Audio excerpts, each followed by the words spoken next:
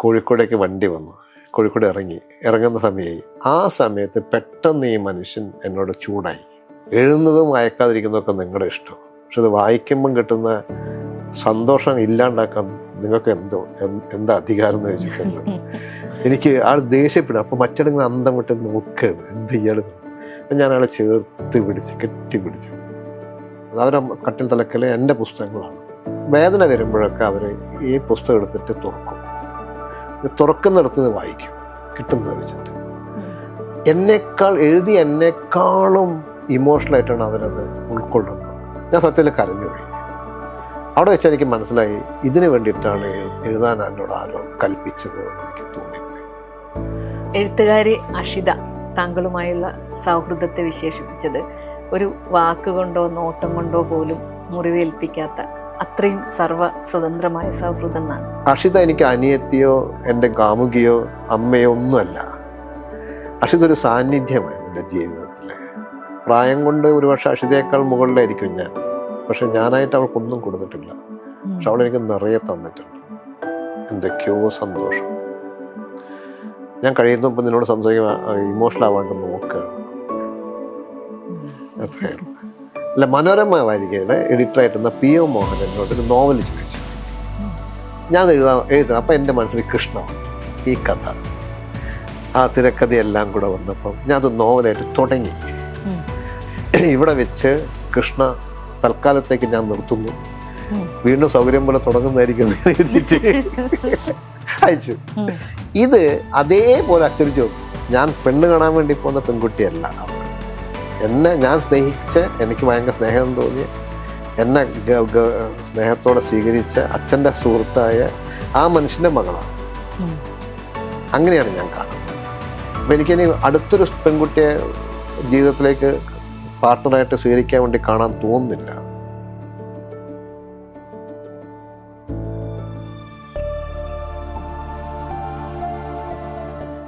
ഗാഢമായ മനുഷ്യബന്ധങ്ങളുടെ കഥ പറയുന്നൊരു നോവലായിരുന്നു ഓർക്കുന്നുവോ എൻ കൃഷ്ണൻ. എനിക്ക് തോന്നുന്നു അത് വായിച്ച ആരും ആ നോവല് മറന്നു പോകാനിടയില്ല. സത്യത്തിൽ രഘുനാഥ് പലേരി എന്ന കഥാകാരൻ്റെ കഥ പറയാനുള്ള അത്ഭുത സിദ്ധി ആ നോവല് നമുക്ക് ശരിക്കും മനസ്സിലാക്കി തരുന്നുണ്ട്. അത് 1 മുതൽ 0 വരെ കഴിഞ്ഞപ്പോഴേ അതിൻ്റെ ഫൈനൽ പ്രിൻ്റ് പ്രസാദ് സ്റ്റുഡിയോന്ന് കാണുകയാണ്. അത് കാണുന്ന സമയത്ത് എൻ്റെ കൂടെ ഒരാളിരുന്നിരുന്നു. അത് LV പ്രസാദ് ആയിരുന്നു, പ്രസാദ് സ്റ്റുഡിയോൻ്റെ ഓണർ. LV പ്രസാദ് എന്ന് പറഞ്ഞ മനുഷ്യനാണ് എൻ്റെ കൂടെ ഇരിക്കുന്നതെന്ന് എനിക്ക് അറിയില്ലായിരുന്നു. അത് ജിജോനെ അറിയാം. ജിജോ നവോദയ അപ്പച്ചൻ്റെ മകൻ. ജിജോ എന്നോട് പിന്നീടാണ് പറഞ്ഞത് LV പ്രസാദ് ആയിരുന്നു അത്. അത് കഴിഞ്ഞ് പോകുമ്പോൾ അദ്ദേഹം എൻ്റെ അടുത്ത് അഭിനന്ദനം പറഞ്ഞിട്ട് അദ്ദേഹം പോയി. പിന്നീട് അദ്ദേഹം എന്നോട് ചോദിച്ചു അദ്ദേഹത്തിന് വേണ്ടിയിട്ടൊരു പടം ചെയ്യാൻ. അപ്പം അദ്ദേഹം പറഞ്ഞ എന്നോട് ഇങ്ങനെയായിരുന്നു, നല്ല സിനിമ എടുത്തോളൂ, അതുപോലെ തന്നെ നല്ലൊരു സിനിമ. അപ്പം എൻ്റെ മനസ്സിൽ വന്ന ഒരു കഥയാണ് ഓർക്കുന്നുവൻ കൃഷ്ണൻ. അപ്പം അത് ഞാനത് ഒരു നോവൽ രൂപത്തിലൊന്നും ചിന്തിച്ചല്ല, ഒരു സിനിമയായിട്ട് ചിന്തിച്ചതാണ്. ഊട്ടി ബേസ്ഡ് ആയിട്ട് തന്നെ ഒരു കഥയായിരുന്നു എൻ്റെ മനസ്സിലുണ്ടായിരുന്നത്. ഊട്ടി ഒരു ഹിൽ ഏരിയയിലെ ബേസ്ഡ് ആയിട്ടൊരു കഥയാണ്. അതിൽ കൃഷ്ണ എന്ന് പറഞ്ഞ ക്യാരക്ടറാണ് അതിൽ മെയിൻ ക്യാരക്ടർ. അങ്ങനെ അദ്ദേഹം ഇത് ചോദിച്ചപ്പോഴേ, ഒരു സിനിമ ചോദിച്ചപ്പോഴേ ഞാൻ പറഞ്ഞു ഞാൻ വർക്ക് ചെയ്യാന്ന് പറഞ്ഞു, സ്ക്രിപ്റ്റ് ആയിട്ട് പറയാൻ പറഞ്ഞു. അപ്പം ഞാൻ ആ സ്ക്രിപ്റ്റ് എഴുതി. ഇതിനിടയിൽ സംഭവിച്ചത് എന്താണെന്ന് വെച്ചാൽ 1 മുതൽ 0 വരെ ഷൂട്ട് ചെയ്തുകൊണ്ടിരിക്കുമ്പോൾ ഒരു ട്രാക്ക് ഷോട്ട് ഞാൻ ഷൂട്ട് ചെയ്തുകൊണ്ടിരിക്കുമ്പോൾ മനസ്സിൽ കാണാൻ വേണ്ടി പറയുന്നത് മാത്രമേ ഉള്ളൂ. ട്രാക്ക് ഷോട്ട് ഇട്ട് ഞാനിങ്ങനെ ചിലപ്പോൾ ഈ ട്രാക്ക് ഷോട്ട് എടുത്തിട്ട് അതിൻ്റെ ഒരു ക്യാമറയിൽ കൂടെ നോക്കിയിട്ട് അതിൻ്റെ പൊസിഷനൊക്കെ നോക്കുകയാണ് ഞാൻ. നോക്കുമ്പോൾ ഷാജി എന്നോട് ചോദിച്ചു, NFDCയുടെ ഒരു പ്രോജക്റ്റ് ഉണ്ട് എനിക്ക്. അപ്പോഴേക്കും ഞാൻ പറയില്ല, കോളേജ് കഴിയുമ്പോൾ FSC ആയിരുന്നു, പിന്നെ അത് NFDC ആയി മാറി. NFDC ഷാജിക്ക് ഒരു പടത്തിൻ്റെ ഓഫർ കൊടുത്തിട്ടുണ്ട്. അപ്പോൾ രഘു അതിൻ്റെ സ്ക്രിപ്റ്റ് എഴുതരു ചോദിച്ചു എന്നോട്. ഷാജി എൻ്റെ പിറകിൽ നിന്നാണ് ചോദിക്കുന്നത്. ഇങ്ങനെ ഞാൻ ഈ ക്യാമറയുടെ മൂവിങ്ങിൻ്റെ ഒരു മൂഡിൽ ഒരു സ്ഥലത്ത് നിർത്തിയിട്ട് നിൽക്കുന്ന സമയത്ത് എൻ്റെ പിറകിൽ ഇങ്ങനെ വന്നിട്ട് ചെവിയിലാണ് ചോദിക്കുന്നത്, എനിക്ക് എഴുതരു ചോദിച്ചു. അപ്പോൾ എനിക്ക് ഷാജി എൻ്റെ ഈ പടത്തിന് 1 മുതൽ 0 വരെ എന്ന് പറയുന്ന പടത്തിന് എൻ്റെ ഫസ്റ്റ് ഡെബ്യൂ ഡയറക്ഷനിൽ എനിക്ക് ഷാജിയെ വേണമെന്ന് തോന്നിയിരുന്നു. അപ്പോൾ ഞാൻ ഷാജീനെ പോയി കണ്ടിട്ടാണ് ചോദിക്കുന്നത് ഇത് എൻ്റെ കൂടെ വർക്ക് ചെയ്യുമെന്ന്. അപ്പോൾ അതിന് മുമ്പ് ഞാൻ ഷാജിയുടെ കൂടെ എൻ്റെ സ്ക്രിപ്റ്റിൽ KP കുമാരൻ്റെ പടത്തിൻ്റെ വർക്ക് ചെയ്തിട്ടുണ്ട്, നേരം പുലരുമ്പോൾ എന്നാണ്. ആ ഒരു ബന്ധമാണ് ഞാനും ഷാജിയും തമ്മിലുള്ള ബന്ധം. നല്ല ബന്ധമായിരുന്നു. ഒരുപാട് ദിവസങ്ങൾ ഒരുമിച്ച് കഴിഞ്ഞിട്ടുണ്ട്. ഞാൻ എങ്ങും നോക്കണമെന്ന് പറഞ്ഞു, തീർച്ചയായിട്ടും എഴുത്തരുന്നു, എപ്പോഴാണ് പറഞ്ഞാൽ മതി എന്ന് പറഞ്ഞു. എനിക്ക് എന്താ കഥ എന്നോ എന്താ ഒന്നും എനിക്കറിയില്ല. ആ വാക്ക് ഞാൻ കൊടുത്തിട്ടുണ്ട്. അപ്പോൾ ഷാജി അതിനുശേഷം ഷൂട്ടിംഗ് കഴിഞ്ഞ് കുറേ കഴിഞ്ഞിട്ടാണ് ഷാജി എന്നോട് NFDC പടത്തിൻ്റെ കഥ ഇങ്ങനെ ഒരു മകൻ അച്ഛനെ മിസ്സായിട്ട് കാണാൻ കാത്തു നിൽക്കുന്നത്. അപ്പോൾ ഒരു 2-3 വരി പറഞ്ഞപ്പോൾ ഞാൻ ചോദിച്ചു, അപ്പം എനിക്ക് മനസ്സിലായത് രാജൻ കേസാണെന്നുള്ളത് മനസ്സിലായി. അപ്പം രാജൻ കേസാണെങ്കിലും എന്ത് സംഗതിയാണെങ്കിലും ഞാൻ എഴുതി കൊടുക്കാമെന്ന് രാജിയോട് പറഞ്ഞു കഴിഞ്ഞു.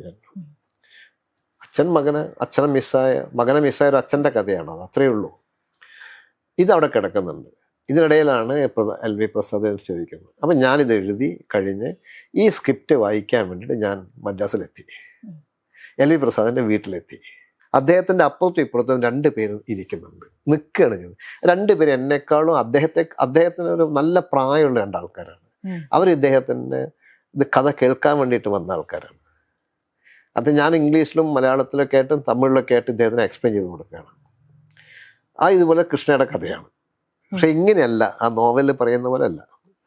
അപ്പം കഥ വായിച്ചുകൊണ്ടിരിക്കുമ്പോൾ ഇദ്ദേഹത്തിന് കൂടെയുള്ള ആൾക്കാർക്ക് ഇങ്ങനത്തെ കഥയല്ല വേണ്ടത്. അവർക്ക് വേണ്ടത് ഒരു പക്ക കമേഴ്ഷ്യൽ ആയിട്ടുള്ള ഒരുപാട് അടിയും പിടിയും, അങ്ങനെ ഒരു വലിയ ഗല എന്ന് പറയില്ല നമ്മൾ, അങ്ങനത്തെ ഒരു സ്ക്രിപ്റ്റാണ് മനസ്സിലുള്ളത്. ഇദ്ദേഹത്തിനെ മനസ്സിലായി, ഇദ്ദേഹത്തിന് എന്നോട് പറഞ്ഞ കാര്യം മറന്നുപോയി തോന്നുന്നു. അങ്ങനെ ഇരിക്കുമ്പോൾ ഇപ്പം അദ്ദേഹം ഞാൻ പറഞ്ഞു ഇങ്ങനെ, അദ്ദേഹം ചോദിച്ചപ്പോൾ ഞാൻ പറഞ്ഞു അങ്ങനെയാണെങ്കിൽ ഞാൻ പിന്നീട് അത് എഴുതിയാൽ പോരെ, ഇതിപ്പോൾ അങ്ങ് പറഞ്ഞതുകൊണ്ട് ഞാൻ ഇങ്ങനെ എഴുതി, ഇങ്ങനെയുള്ളൊരു കഥയാണ് എൻ്റെ മനസ്സിൽ വന്നത്, ഇതാണ് ഇപ്പം ഇത് എങ്ങനെയാണ് മാറ്റണമെങ്കിൽ മാറ്റാം, അല്ലെങ്കിൽ പിന്നെ എപ്പോഴെങ്കിലും അലേക്കെന്ന് പറയുമ്പോൾ അവിടേക്ക് ആ വീട്ടിലേക്ക് അദ്ദേഹത്തിൻ്റെ നമ്പറിൽ ഷാജിയുടെ കോള് വന്നു. അപ്പോൾ ആ കോള് വന്നത് എടുത്തിട്ട് എന്നോട് പറഞ്ഞു ഷാജി വിളിക്കുന്നുണ്ട് എന്നപ്പോൾ ഞാൻ എന്നോട് പറഞ്ഞു സംസാരിക്കാൻ. ഞാൻ സംസാരിക്കും. അപ്പോൾ ഷാജി പറയാൻ എന്നോട് മാർച്ചിന് മുമ്പ് എനിക്ക് തുടങ്ങണം, മാർച്ചിന് മുമ്പായിട്ട് ഒന്ന് എഴുത്തരുമോ. ഞാൻ ഷാജിക്കറിയാം ഞാൻ LV പ്രസാദിൻ്റെ കൂടെ ഇരിക്കുകയാണ്, മനസ്സിലായില്ലേ. ഞാൻ ഷാജിയോട് പറഞ്ഞു ഞാൻ എഴുത്തരാമോ. ഞാൻ ഇദ്ദേഹത്തോട് പറഞ്ഞു ഞാൻ ഷാജിക്ക് ഇങ്ങനെ ഒരു വാക്ക് കൊടുത്തിട്ടുണ്ട്, ഞാൻ അത് തീർത്തിട്ട് ഞാനിപ്പോൾ ഇവിടുന്ന് ഷാജിയുടെ അടുത്തേക്ക് പോകാം, അത് തീർത്തിട്ട് ഞാൻ വരാമെന്ന് പറഞ്ഞു. അപ്പോൾ ഇത് മാറ്റി വെച്ചു. ഞാൻ നേരെ തിരുവനന്തപുരത്ത് ചെല്ലുന്നു, ഷാജിക്ക് വേണ്ടി പിറവി എഴുതി കൊടുക്കുന്നു, ഷാജി അത് ഷൂട്ട് ചെയ്യുന്നു. ഈ കഥ പിന്നീട് ഞാൻ LV പ്രസാദിനെ കണ്ടിട്ടില്ല,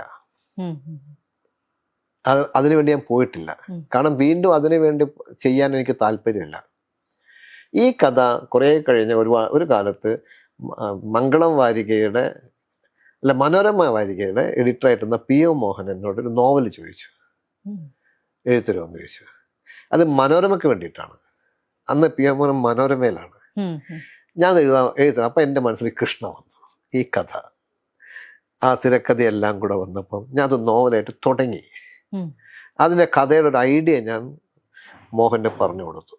മോഹനോട് പറഞ്ഞു ഇത് നിങ്ങൾ എടുക്കും, എനിക്ക് മനോരമയുടെ ഒരു സ്റ്റൈലല്ല, അത് വേറെ സ്റ്റൈലാണ്, എനിക്ക് അങ്ങനത്തെ നോവൽ എനിക്ക് എഴുതാൻ പറ്റുമെന്ന് തോന്നുന്നില്ല. കാരണം മോഹൻ പറഞ്ഞു അതല്ല, പുനത്തിൽ കുഞ്ഞത്തുള്ളി എന്തൊരു നോവൽ എഴുതിയിട്ടുണ്ട് അതിനകത്ത് മനോരമയിൽ, അപ്പം ഇത് തരണമെന്ന് പറഞ്ഞു.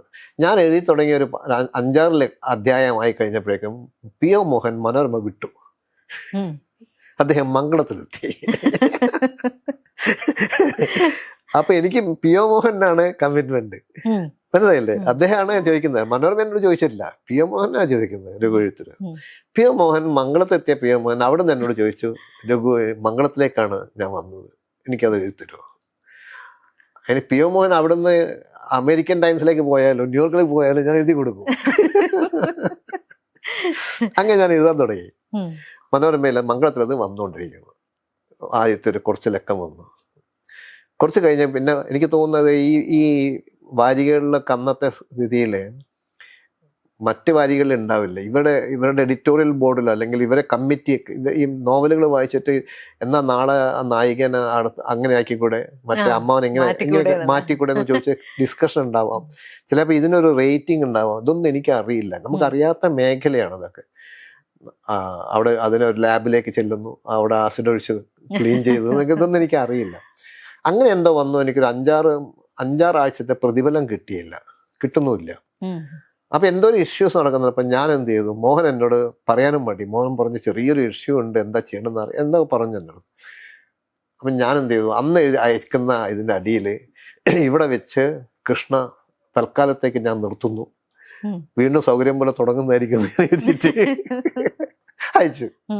ഇത് അതേപോലെ അച്ചടിച്ചു വന്നു. ആ ഇഷ്യൂല് ഇവിടെ അവസാനിക്കുന്നു, തൽക്കാലത്തേക്ക് വീണ്ടും കൃഷ്ണ വരും എന്നൊക്കെ പറഞ്ഞിട്ട് ഞാൻ എഴുതിയത് അതേപോലെ. എനിക്ക് തോന്നുന്നു എഡിറ്റർ വായിച്ചിട്ടില്ലാന്ന് തോന്നുന്നു, എനിക്കറിയാം. അല്ലെങ്കിൽ എന്തെങ്കിലും എനിക്ക് കുറച്ച് ലക്കം കിട്ടാനുണ്ട്, പൈസ കിട്ടാനുണ്ട്. ഞാൻ അവിടെ നിർത്തി. അങ്ങനെ കുറേ കഴിഞ്ഞപ്പോഴാണ് ഗ്രീൻ ബുക്സ് എനിക്കിത് നോവലാക്കാൻ വേണ്ടി എന്നോട് ചോദിക്കുന്നത്. ഗ്രീൻ ബുക്സ് നോവലാക്കാൻ നോക്കിയപ്പോഴേ ഞാനത് വായിച്ചു നോക്കിയപ്പോൾ എനിക്ക് ഭയങ്കര ഇഷ്ടമാണ്, എനിക്ക് ഭയങ്കര സന്തോഷമാണ് അത്. അപ്പം ഞാൻ എന്ത് ചെയ്തു, അതിൻ്റെ ആ ഒന്നാമത്തെ എഴുതിടത്തോളം ലക്കങ്ങളൊക്കെ എടുത്ത് നോക്കിയപ്പോൾ അതൊരു 2 പുസ്തകത്തിൻ്റെ ലെങ്ത് ഉണ്ട് പാസലിൽ, അത്രയുണ്ട്. അപ്പോൾ അത്രയും പേജിൽ ആ പുസ്തകം ഇറക്കണ്ട വെച്ചിട്ട് ഞാൻ അതിൻ്റെ ഒരു ഭാഗമാക്കി. ആദ്യത്തെ കുറേ ഇഷ്യൂസ് വെച്ചിട്ട് അത് ഒരു ഭാഗമാക്കിയിട്ട് 1-ാം ഭാഗമായിട്ട് ഇറക്കി. 2-ാം ഭാഗത്തിന് ടൈറ്റിൽ ഇട്ട് കൊടുത്തിട്ട് അത് ബാക്കി ഞാൻ എഴുതാമെന്നുള്ളത് ഞാൻ എഴുതിക്കൊണ്ടിരിക്കുകയാണ്. 1-ാം ഭാഗം വായിച്ചു കഴിഞ്ഞപ്പോൾ ഈ വീക്കിലിയിൽ വന്ന മാതിരി ഇതിന് ആൾക്കാർ അടുത്ത എപ്പോഴാണ് ഇറങ്ങുക വെച്ചിട്ട് ചോദിക്കാൻ തുടങ്ങി. പക്ഷേ ഈ സമയം പോകുന്നത് ഞാൻ അറിയുന്നില്ല. അവന് കുറച്ച് വർഷം കഴിഞ്ഞിട്ടാണ് ഞാൻ 2-ാം ഭാഗം കംപ്ലീറ്റ് ചെയ്യുന്നത്. 2-ാം ഭാഗം ഇറങ്ങിക്കഴിഞ്ഞപ്പോൾ എനിക്കത് തീരുന്നില്ല. അത് നമ്മുടെ കയ്യിലല്ല അതിന് തീർക്കണമെങ്കിൽ. 2-ാം ഭാഗം ഇറങ്ങി. 2-ാം ഭാഗം കഴിഞ്ഞപ്പോഴാണ് 3-ാം ഭാഗത്തിലേക്കും കൂടി ഉണ്ട് എന്ന് വായിക്കുന്ന ആൾ മനസ്സിലാക്കുന്നത്.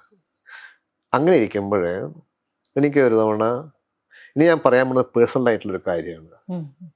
അതിലേക്ക് കാനഡ എന്നൊരു പെൺകുട്ടിയുടെ സ്ത്രീയുടെ മെസ്സേജ് വരികയാണ്. സാറിൻ്റെ മറ്റേ ഓർക്കുന്നുവോ എൻ കൃഷ്ണയെ 3-ാം ഭാഗം വന്നിട്ടുണ്ടോ, ഉണ്ടെങ്കിൽ എവിടുന്നാ കിട്ടുക, അത് എൻ്റെ അമ്മയ്ക്ക് വേണ്ടിയിട്ടാണെന്ന് പറഞ്ഞിട്ട് എനിക്ക് മെസ്സേജ് വരുന്നത്. അപ്പം എനിക്ക് വല്ലാണ്ട് ഫീലായി. കാരണം ഞാൻ എഴുതി തീർത്തിട്ടില്ല. എന്നെ പലരും വിളിക്കാറുണ്ടെങ്കിലും ഇത് വല്ലാത്തൊരു ഒരു അമ്മയ്ക്ക് വേണ്ടിയിട്ട് ഒരു മകള് അയക്കുന്ന പോലെ ആണ് എനിക്ക് വന്നത്. അപ്പോൾ ഞാൻ അമ്മയോട് പറഞ്ഞു, അമ്മയുടെ നമ്പർ തന്നോളൂ, ഞാൻ വിളിക്കാം. എന്നിട്ട് ഞാൻ അവരെ വിളിച്ചു. അപ്പോൾ അവർ ടീച്ചറാണ്, ഒരു നല്ല അമ്മ. അപ്പോൾ അവരോട് ഞാൻ പറഞ്ഞു, ഞാൻ എഴുതി കഴിഞ്ഞിട്ടില്ല അമ്മേ, ഞാൻ അയക്കാം, അല്ലെങ്കിൽ ഞാൻ പെട്ടെന്ന് തീർത്തയക്കാം, കൊടുക്കാം എന്നൊക്കെ പറഞ്ഞു. അപ്പോൾ അവർ പറഞ്ഞു അങ്ങനെ എഴുതണ്ട, അവനെ സാറെന്നൊക്കെയാണ് വിളിക്കുന്നത്, കിട്ടുമ്പോൾ സാറ് അത് യഥാർത്ഥമായിട്ട് അങ്ങ് തീർത്താൽ. പക്ഷേ കുറേ സംസാരിക്കും, നല്ല രസമായിരുന്നു. ഞാൻ അവരെ കാണാൻ പോയി. എനിക്ക് അവരെ കാണണം തോന്നി കുറേ കഴിഞ്ഞിട്ട്. ഞാൻ എഴുതിക്കൊണ്ടിരിക്കുന്നുണ്ട്. അപ്പോഴാണ് ഞാൻ മനസ്സിലാക്കുന്നത് അവർ ക്യാൻസർ വന്നിട്ട് കിടക്കുകയാണ്. അവരെ കട്ടിലിൻ്റെ ആ തലക്കൽ ആ അമ്മയെ കണ്ടപ്പോഴാണ് ഞാൻ വല്ലാതെ അസ്വസ്ഥനായത്. വല്ലാത്തൊരു ഫീലിംഗ് ആയിരുന്നു. അവർ എന്നോട് പറഞ്ഞത് അവരെ കട്ടിൽ തലക്കൽ എൻ്റെ പുസ്തകങ്ങളാണ്, പിന്നെ രാമായണമൊക്കെ ഉണ്ട്, മഹാഭാരതമൊക്കെ ഉണ്ട്. പക്ഷെ അവർ കീമോ നടന്നുകൊണ്ടിരിക്കുകയാണ്. വേദന വരുമ്പോഴൊക്കെ അവർ ഈ പുസ്തകം എടുത്തിട്ട് തുറക്കുന്നിടത്ത് വായിക്കും, കിട്ടുന്നത് വെച്ചിട്ട്. എന്നെക്കാളും ഇമോഷണലായിട്ടാണ് അവരത് ഉൾക്കൊള്ളുന്നത്. ഞാൻ സത്യത്തിൽ കരഞ്ഞുപോയി. അവിടെ വെച്ച് എനിക്ക് മനസ്സിലായി, എഴുതിയതിനൊക്കെ ഉള്ള ഒരു ഇതിന് വേണ്ടിയിട്ടാണ് എഴുതാൻ എന്നോട് ആരോ കൽപ്പിച്ചത് എന്ന് എനിക്ക് തോന്നിപ്പോയി. ഞാൻ ശരിക്കും അവരെ മുമ്പിൽ ഇരുന്ന് ഞാൻ വല്ലാതെ ഞാൻ ഇപ്പോഴും ഇമോഷണൽ ആവുന്നുണ്ട്, ഞാൻ ചോക്ക് ചെയ്യും. അപ്പം അതിന് ശേഷം അപ്പം എനിക്ക് സന്തോഷമായി. കാരണം ഞാൻ എഴുതുന്നതിൻ്റെ ഒരു ലക്ഷ്യം എവിടെയോ കണ്ടല്ലോ എന്നുള്ളത്. അപ്പം അതുവരെ എഴുതിയതും ഇനി എഴുതാനുള്ളതൊക്കെ ഈ അമ്മയ്ക്കാണ് വേണ്ടിയിട്ടാണെന്ന് എനിക്ക് തോന്നിപ്പോയി. കുറെ കഴിഞ്ഞാൽ അവർ മരിച്ചു. ആ മരിക്കുന്ന ദിവസമാണ് ഗിരീഷ് പുത്തഞ്ചേരിയുടെ മരണവും. അവനെ കാണാൻ വേണ്ടി ഞാൻ ടൗൺ ഹാളിൽ പോയപ്പോഴാണ് എനിക്ക് വീട്ടിൽ നിന്ന് മെസ്സേജ് വരുന്നത്, ഇവരുടെ വീട്ടിൽ നിന്ന് വിളിക്കുന്നത്, ഇങ്ങനെ മരണം സംഭവിച്ചു, ഇനി അവരുടെ ക്രിമേഷന് വേണ്ടി എടുക്കുകയാണ്. അപ്പോൾ മക്കളോടൊക്കെ അനുവാദം ചോദിക്കുന്ന എന്തോ ഒരു ചടങ്ങുണ്ട്, അതുകൊണ്ട് വിളിക്കുകയാണ്, എടുക്കട്ടെ എന്ന് ചോദിച്ചിട്ട് എന്നെ വിളിക്കുന്നു. അങ്ങനെ ഈ പുസ്തകം ഈ അമ്മയുടെ പേരിലാണ് ഞാൻ ഡെഡിക്കേറ്റ് ചെയ്തത്. കാറൽ മണ്ണയിലെ അമ്മയാണ്. അവർക്ക് വേണ്ടിയാണ് ഞാൻ ഇന്ന് വരെ എഴുതിയതും ഇനി എഴുതാവുന്നതും ഒക്കെ അവർക്ക് വേണ്ടിയാണ് തോന്നിപ്പോയി എനിക്ക്. അവരുടെ വേദന, അവർ പറയുന്നത് ഈ കീമോ കഴിഞ്ഞ സമയത്ത് വേദന ഉണ്ടാവും. ആ വേദന എനിക്ക് മാറുന്നു എന്ന് പറയുന്ന ഒരു എനിക്കറിയില്ല അത്. പക്ഷെ അതിൻ്റെ കിട്ടുന്ന ഒരു ഇമോഷൻസ് മൊത്തം ഞാൻ അനുഭവിച്ചിട്ടുള്ളൂ. അപ്പോൾ ആ പുസ്തകം പബ്ലിഷ് അവസാനം ഡെഡിക്കേറ്റ് ചെയ്ത് ഞാൻ അമ്മയ്ക്കാണ്. കാരണം 3-ാം പുസ്തകം ഇറങ്ങി ഇപ്പോഴും ആൾക്കാരൊക്കെ വായിക്കുന്നുണ്ടെന്ന് തോന്നുന്നു എനിക്ക്. തീർച്ചയായിട്ടും. ഈ നോവലായിട്ട് ഞാൻ എഴുതിയതല്ല വാസു. ഞാൻ പറഞ്ഞില്ലേ, ഞാൻ അത് തുടക്കം സിനിമയാണ്.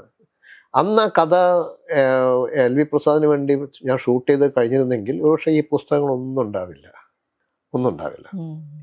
പക്ഷേ വേറൊരു കാര്യമുണ്ട്, നമ്മൾ ചില എഴുതാൻ സിനിമ തിരക്കഥ ആയില്ലെങ്കിൽ കഥയാവുക, കഥയായില്ലെങ്കിൽ നോവലാവുക എന്നുകൊണ്ട് അങ്ങനെ പോവും. ഈ അടുത്ത കുറേ മുമ്പ് എനിക്കൊരു മെസ്സേജ് ഉണ്ടായിരുന്നു ഒരാൾ, സാർ എൻ്റെ കയ്യിലൊരു കഥയുണ്ട്, അത് കുറേ കാലം ഞാൻ മനസ്സിൽ കൊണ്ടു, അത് കവിതയാക്കണോ കഥയാക്കണോ നോവലാക്കണോ നാടകമാക്കണോ എന്ന് അറിയുന്നില്ല എന്ന് പറഞ്ഞിട്ട്. അതുപോലെയാണ്. അപ്പം ഞാൻ പറഞ്ഞതിൽ ഏതും ആക്കാം, നിങ്ങൾക്ക് എന്താണോ കിട്ടുന്നത് അതുപോലെ ആക്കാൻ പറഞ്ഞു.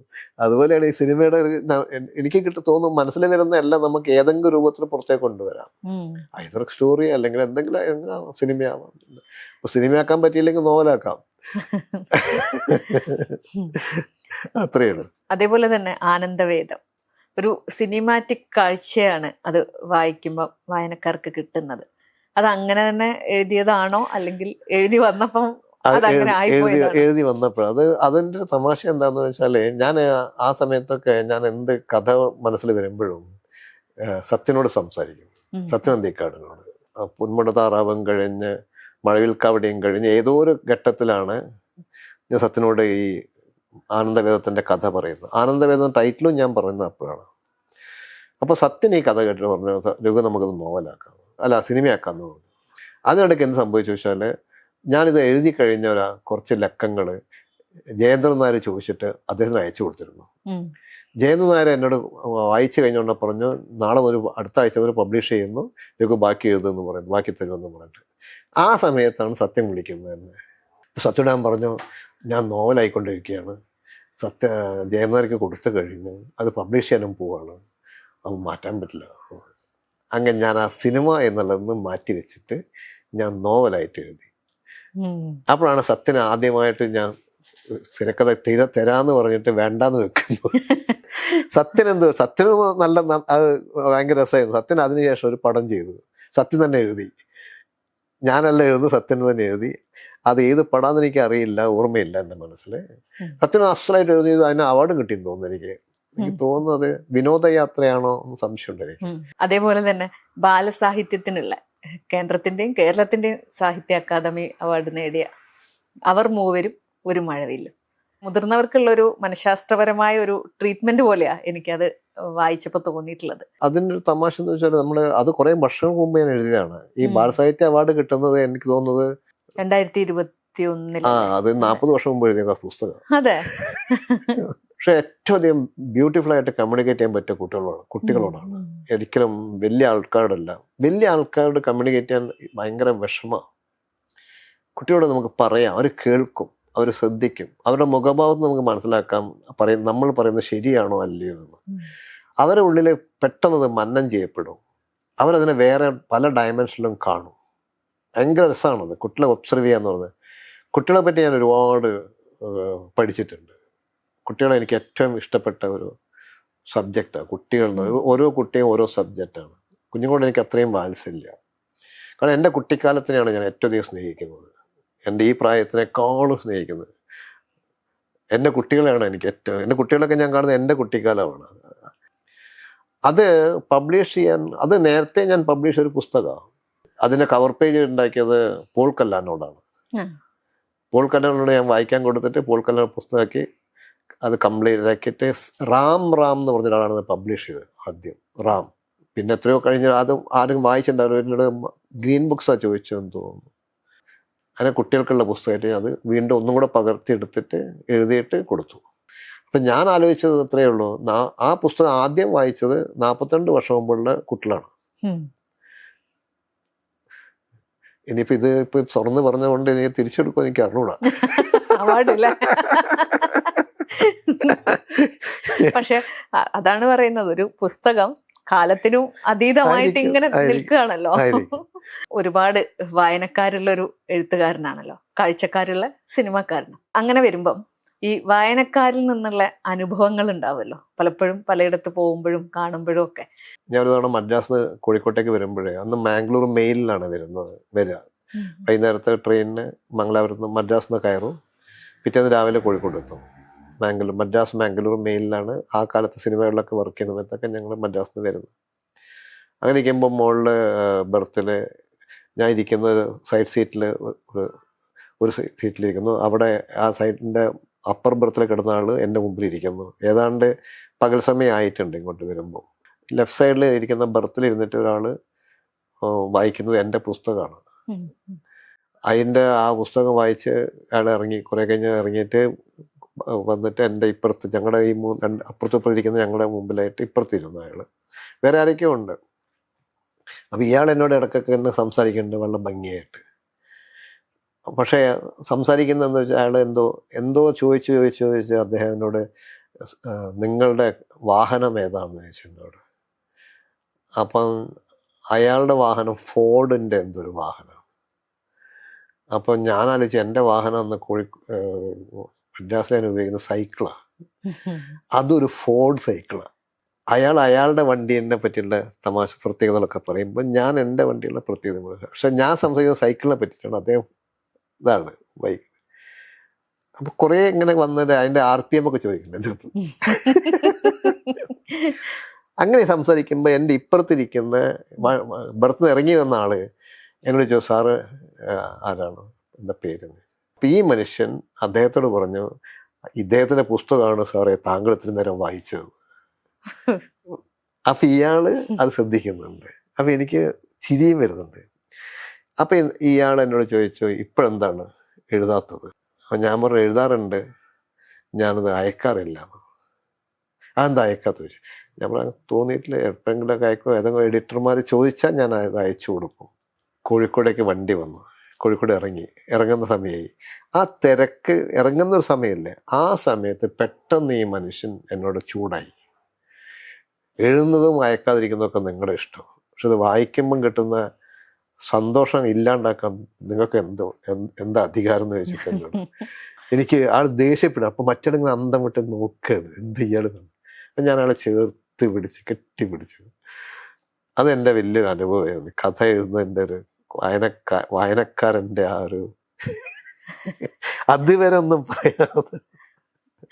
അപ്പോൾ ഇഷ്ടം പോലെ ഞാൻ എഴുതാറുണ്ട്, അയക്കാറില്ല എന്ന് മാത്രമേ ഉള്ളൂ. എൻ്റെ അടുത്ത് കഥകൾ വായിച്ചിട്ട് അത് അവരെ കഥയാന്ന് പറഞ്ഞ ആൾക്കാരൊക്കെ ഉണ്ട്. ചില വരികൾ എന്നേക്കാൾ ഭംഗിയായിട്ടൊക്കെ കഥ ഓർത്തിട്ട് കഥയുടെ കുറച്ചു വരികൾ തുടർന്ന് ഇങ്ങനെ പറഞ്ഞാണ്. ഞാൻ പലതും മറന്നു പോകും.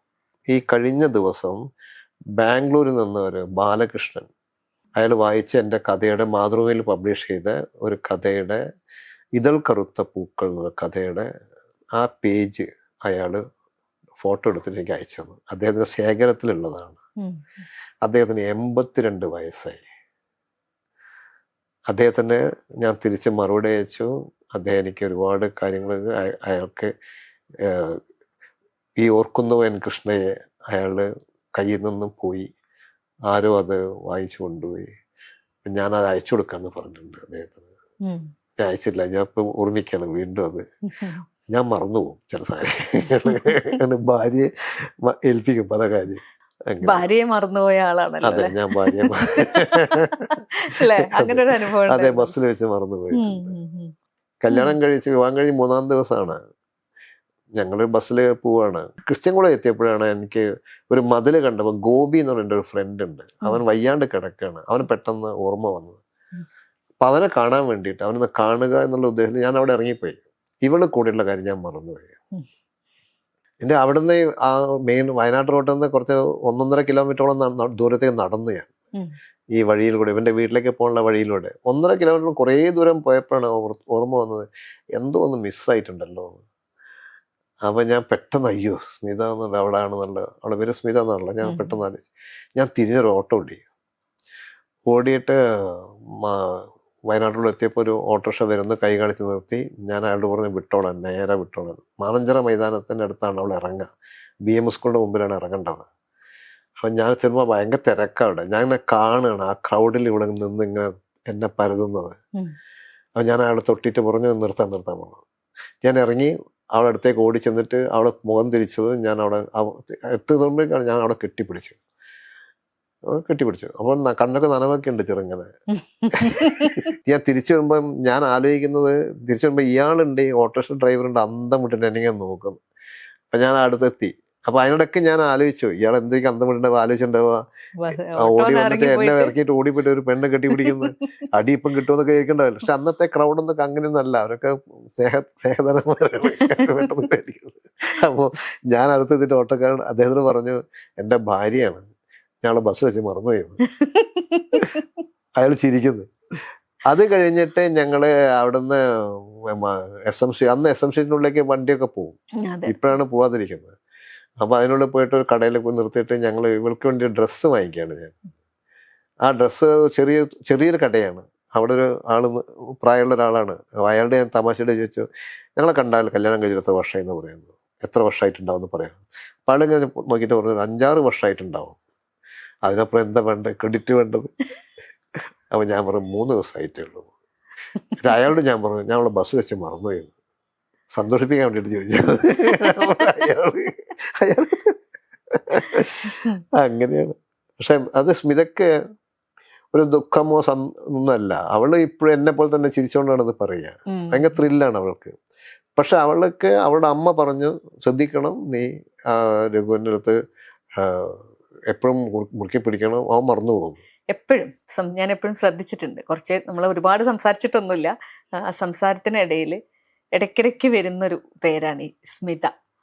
ആ ഒരു റിലേഷനെ കുറിച്ചിട്ട്. സെന്റ് ജോസ് സ്കൂളിൽ പഠിക്കുന്ന സമയത്ത് എന്നെ അപൂർവമായിട്ട് എനിക്ക് ബസ് കിട്ടും, ബസ്സിൽ കയറി പോകാനുള്ള ഭാഗ്യം ഉണ്ടാവും. അതായത് അന്ന് കൺസെഷൻ കിട്ടും, 10 പൈസ കൊടുത്താൽ നടക്കാവുന്ന സെന്റ് ജോസ് സ്കൂളിലേക്ക് ബസ്സിന് പോവാം.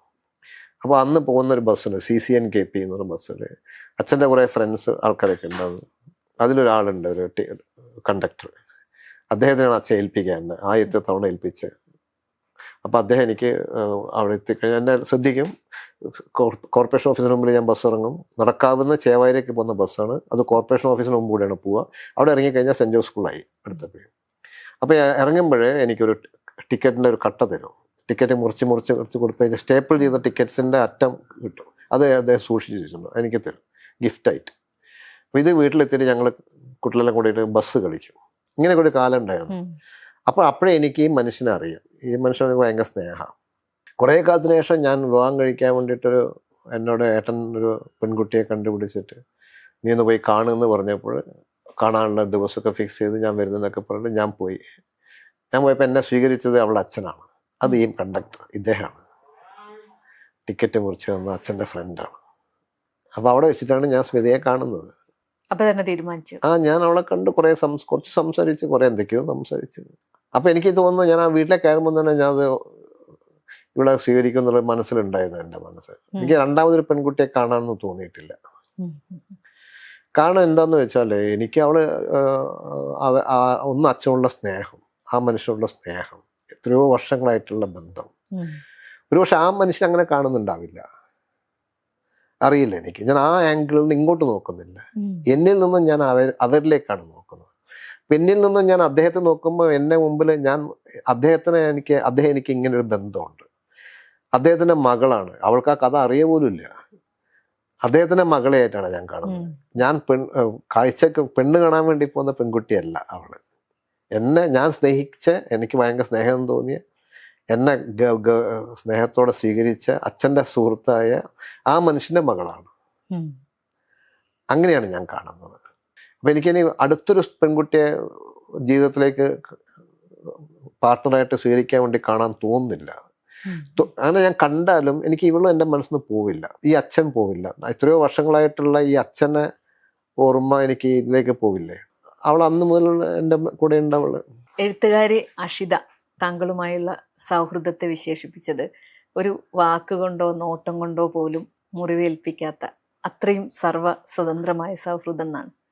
അതേപോലെ തന്നെ പറഞ്ഞിരുന്നു, എനിക്ക് രഘുനാഥ് പലേരി എന്ന സിനിമക്കാരനെ അല്ല ഇഷ്ടം, എഴുത്തുകാരനെയാണ്. ആ ഒരു ബന്ധം എങ്ങനെയായിരുന്നു? അക്ഷിത എന്താ പറയുക, മനസ്സിലെ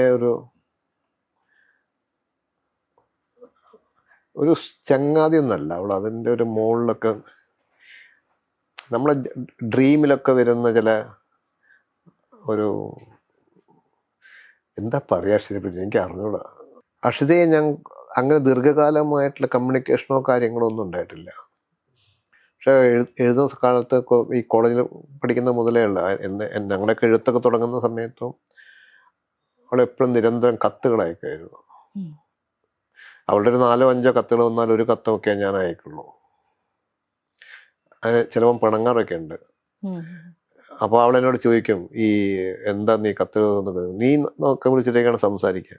അപ്പോൾ ഈ കത്തിലുള്ള വ്യത്യാസം എന്താ വെച്ചാൽ, ഇപ്പോഴത്തെ കുട്ടികൾക്ക് മനസ്സിലാവുമെന്ന് എനിക്ക് അറിയില്ല. കത്തുകൾ എഴുതുമ്പോഴേ നമ്മൾ മനസ്സ് തുറന്നിട്ടാണ് എഴുതുക. ഈ ഫോണിലൂടെ സംസാരിക്കുമ്പോൾ മനസ്സ് തുറക്കൂല. നമ്മൾ വിളിക്കാൻ ഇങ്ങനെ പ്രിയപ്പെട്ട അക്ഷിത എന്നാണ് വിളിക്കുക, പ്രിയപ്പെട്ട രഘു എന്നാണ് എഴുതുക. ഫോണിലൂടെ നമുക്ക് പ്രിയപ്പെട്ട സനിത എന്നോ പ്രിയപ്പെട്ട രാമു എന്നോ പറയാൻ പറ്റുമോ? ഇല്ല. വല്ലാത്ത എഴുത്താണ് അന്നത്തെ എഴുത്ത്. ഞാൻ 4-5 വരിയിൽ കത്ത് തീർക്കും, എഴുതും. അക്ഷിതൊക്കെ എഴുതിയ കത്തിലൊക്കെ സുഗന്ധനടി എന്നൊക്കെ പറഞ്ഞാൽ അങ്ങനെയൊക്കെ എൻ്റെ എഴുതുക. പക്ഷേ അസാധാരണമായ ഒരു സ്നേഹം ഉണ്ടായിരുന്നു അതിനകത്ത് അവളുടെ. പിന്നെ അവൾ എൻ്റെ അടുത്ത് എന്തെങ്കിലും കേൾക്കണമെന്ന് തോന്നുമ്പോഴേ എനിക്ക് എഴുതൂ. അപ്പോൾ ആ കത്തിന് നിർബന്ധമായും ഞാൻ മറുപടി എഴുതണം. അത് എന്നോട് പറഞ്ഞ അവൾ തന്നെയാണ്. അവളുടെ മകള് ഉമയൊക്കെ എനിക്ക് മോളാണ് ശരിക്കും. ഉമേൻ്റെ ഫോട്ടോ ഒക്കെ എനിക്ക് ആദ്യം അയച്ചു തന്നൊന്നും എനിക്ക് മറക്കാൻ പറ്റില്ല. ഞാൻ ആകെ 2-3 തവണ അവളെ നേരിട്ട് കണ്ടിട്ടുള്ളൂ. എനിക്ക് അങ്ങനത്തെ ഒരു സൗഹൃദം ഉണ്ടായിട്ടില്ല. അതിന് ശേഷമോ അതിന് മുൻപോ ഉണ്ടായിട്ടില്ല. അക്ഷിതയ്ക്കും അങ്ങനെ തന്നെയായിരുന്നു. അക്ഷിതയ്ക്കും അങ്ങനെ തന്നെയായിരുന്നു. അക്ഷിത എനിക്ക് അനിയത്തിയോ എൻ്റെ കാമുകിയോ അമ്മയോ ഒന്നുമല്ല. അക്ഷിത ഒരു സാന്നിധ്യമായിരുന്നു എൻ്റെ ജീവിതത്തിലെ.